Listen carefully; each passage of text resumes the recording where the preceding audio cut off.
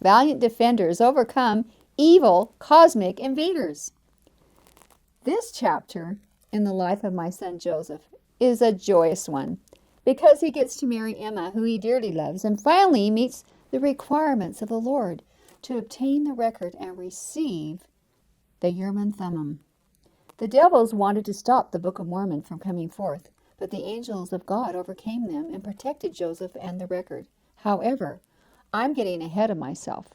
Last time we left off with Joseph courting Emma and being refused by her father when he asked for permission to marry her. Let's see what happened. In January of 1827, Emma visited the Stoll house, where she and Joseph could spend time together, since her family did not approve of Joseph. It was during this visit that Joseph proposed to Emma, and she was surprised. Joseph urged her to marry him, and she was also encouraged to do so by Mr. Stoll. Joseph told Emma that they could elope and live with his parents. He asked her to think about it. Emma considered the proposal, knowing that she could not have her parents' blessing, and she would be going against their wishes. She knew her father wanted her to marry someone who was educated and financially well off, also a Methodist by faith, and who he knew and approved of. But Emma knew she loved Joseph and decided marrying him was her choice. So Emma said yes to Joseph's proposal and moved forward in faith.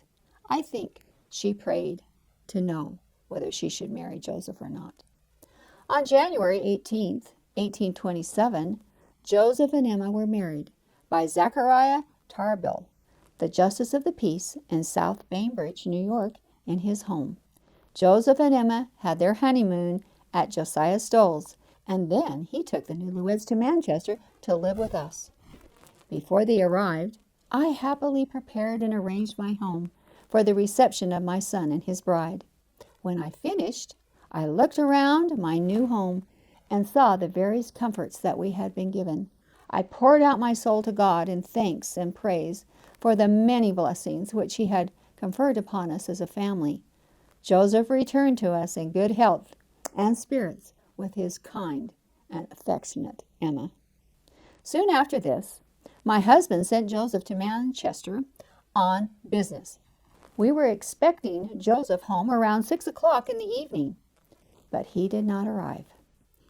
We were apprehensive that something may have befallen Joseph. Of all of our children, it seemed that something was always occurring to place Joseph's life in jeopardy. We knew that God had an important mission for him to perform, and that the powers of darkness continued to strive against him, to overthrow him. Joseph entered the house about 9 o'clock and threw himself into a chair, totally exhausted. He was very pale, and his father exclaimed, "Joseph, why have you stayed out so late? Has anything happened to you? We have been in distress concerning you these last 3 hours." Joseph made no answer, and his father continued to question him. I told my husband to let him rest. After Joseph recovered a little, he said, "Father, I have had the severest chastisement that I've ever had in my life." "I would like to know what business anybody has to find fault with you," said his father. "Father," said Joseph, "it was the angel of the Lord. As I passed by the hill Cumorah, where the plates are located, the angel met me and said I had been not engaged enough in the work of the Lord, that the time had now come for the record to be brought forth, and that I must be up and doing, that I must set myself about the things which God has commanded me to do. But, Father, give yourself no uneasiness concerning the reprimand which I have received, for I now know what course I am to pursue, and so all will be well." It was also made known to Joseph in his talk with the angel at that time that he should make another effort to obtain the plates on the upcoming 22nd of September. On the 20th of September, Mr. Joseph Knight and Mr. Stoll, Josiah Stoll, came to our home to visit. Joseph had made friends of these men, and they knew he would be going to the hill to try to obtain the plates 2 days later. News about the plates had spread, and some people had gone looking for them, wanting the gold. My husband had told a friend who lived in Palmyra 2 or 3 years before this time about the gold plates. My husband felt that he could trust and confide in this man with the secret. Possibly this is how the word got out, or through other evil means. It seemed that Satan had stirred up the hearts of those who had gotten a hint of the matter to search into it and make every possible move towards preventing the work. In order to avoid his enemies, Joseph decided to go to the hill late at night as soon as the appointed time arrived, and he did not tell any of us his exact plan.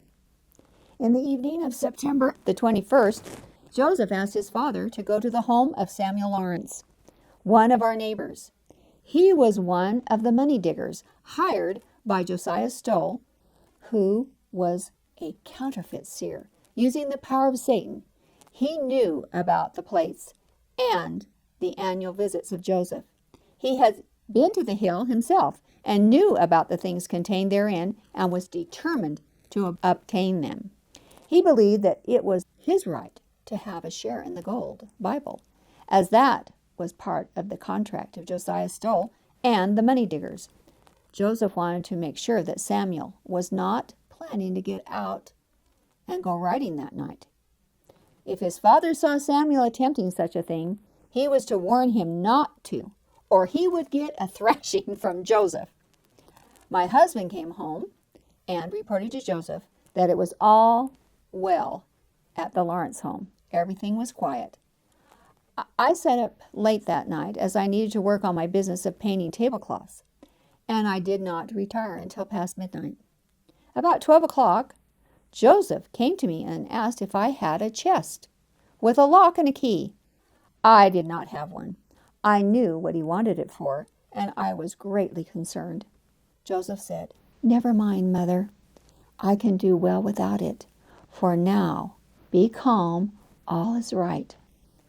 But it was very difficult for me to not worry, for I had not forgotten Joseph's past attempts to obtain the record without success. Shortly after this, Emma passed through the room wearing her bonnet and her riding dress, and in a few minutes they left together. And they took Mr. Knight's horse and Mr. Stoll's wagon. They also took a lantern to see by. I spent the night in prayer and supplication to God that Joseph would be able to obtain the record, and that he and Emma would be all right, and they would be safe and protected from Joseph's enemies. At this time, 18 miles away from our home, lived Heber C. Kimball and his friend and close neighbor, John P. Green. They lived in Mendon, New York. On this very night, Joseph and Emma went to the hill. John went over to Heber's home, woke him up, and told him to come out and see the glorious scene being acted out in the heavens. Heber called his wife, Valiant, and Brigham Young's sister, Fanny, who lived with them, to come out and see the scene. As they watched, a bow or a belt formed across the heavens from the eastern horizon to the western horizon, and it widened out and became clear and transparent so that they could see an army marching 12 abreast with file leaders moving from east to west. The army's weapons of war and their uniforms were like those used by the American Revolutionary War soldiers, and they heard the clashing and jingling of their instruments of war. The most profound order prevailed in the entire army. When the foremost man stepped, every man stepped at the same time, and Heber could hear the footsteps. When the front rank reached the western horizon, a battle ensued, and they could hear the repeat of the arms and the rush of the battle. They gazed upon the scene for hours until it began to disappear. The next night, the Greens and Kimball's neighbors recorded that they had seen the same scene in the heavens. Joseph and Emma drove to the hill, not being aware of what was happening and occurring in the heavens because of Joseph and the record. When they arrived at the hill, Emma waited in the wagon, and Joseph climbed the slope to where the record was deposited. Moroni appeared to Joseph, and he was allowed to take up the plates and the Urim and Thummim from the stone box, with the stern reminder to show the plates to no one except those whom the Lord would appoint. In the darkness, Joseph did not need his lantern to see the plates because of the brightness of Moroni's person. Moroni added another caution. You will have to be watchful and faithful to your trust, or you will be overpowered by the wicked men, for they will lay every plan and scheme that is possible to get them away from you. And if you do not take heed continually, they will succeed. While they were in my hands, I could keep them, and no man had power to take them away. But now I give them up to you. Beware, and look well to your ways, and you shall have power to retain them until the time for them to be translated. Moroni said to Joseph, Look! And he beheld that Satan and all of his angels were very upset to see the Book of Mormon come forth, and a spiritual army protected Joseph and the plates. Amazing.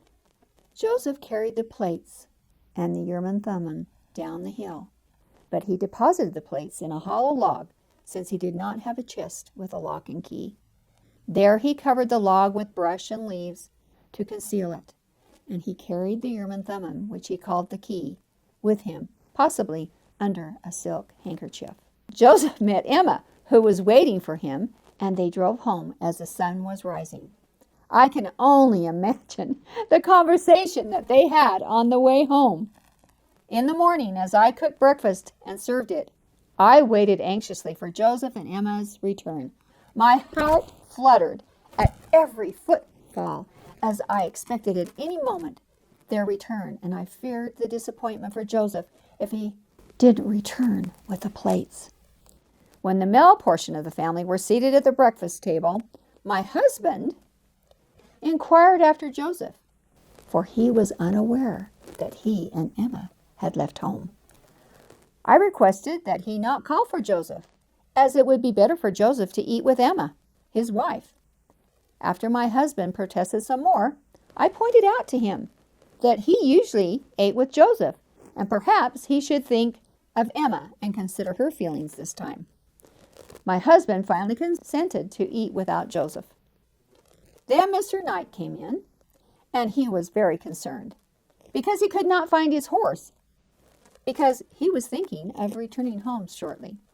I told him that I would call William, our 16-year-old son, to come and find his horse, because William knew our pasture very well. This satisfied Mr. Knight. But then he went out and found that Mr. Stoll's wagon was gone. He came in and told me that some rogue had stolen both the wagon and the horse. I told him to go out and talk to my husband until William came in from the pasture. While William was gone, thank goodness, Joseph and Emma returned with the horse and the wagon. When Joseph came into the house, I trembled with fear, thinking that he may have failed to obtain the plates. I left the room to conceal my feelings. Joseph saw my face, and he followed me. Mother, said he, do not be uneasy. All is right. See here, I have got the key. I didn't know what he was talking about, but he placed the Urim and Thummim into my hands, covered with a silk handkerchief, which I examined with my hands. I found that it consisted of 2 smooth, 3-cornered diamonds set in glass, and the glasses were set in silver bowls, connected with each other in such a way as old-fashioned spectacles are made. Joseph took them again and left me, but but he didn't tell me anything about the record. Soon he came to me again and asked my advice concerning what was best to do about getting a chest made. I told him to go to the cabinet maker who had been making furniture for Safrina, because Safrina was soon to be married. And I told him that the last time we had paid for Safrina's furniture, we had paid with part cash and part produce, half and half. And I thought that program would work well for Joseph. Joseph said that he would go to the cabinet maker, but he didn't know where the money would come from because there was not a shilling in the house. Strange, but at breakfast, Joseph ate in silence with a sad face. He didn't say anything about the plates or where he and Emma had been. After breakfast, Joseph called Joseph Knight into his and Emma's bedroom off the kitchen. Joseph set his foot on the bed and leaned his head back on his hand. Joseph joked around with Mr. Knight, pretending to be sad, telling him that he was disappointed, very disappointed about what had happened that day. Then Joseph smiled and showed his joy. He told him that it was 10 times better than he'd ever expected. Then he went on to tell him the length and width and the thickness of the plates, and that they appeared to be gold. And he said that he could see anything with that Urim and Thummim. They were marvelous. The plates were written in characters, and he wanted to translate them. By the end of the next day, I want you to know that everyone in the home knew for sure that Joseph had the plates. And along with Joseph, we began the constant job of hiding them from all of our enemies. But that is the story for next time we meet.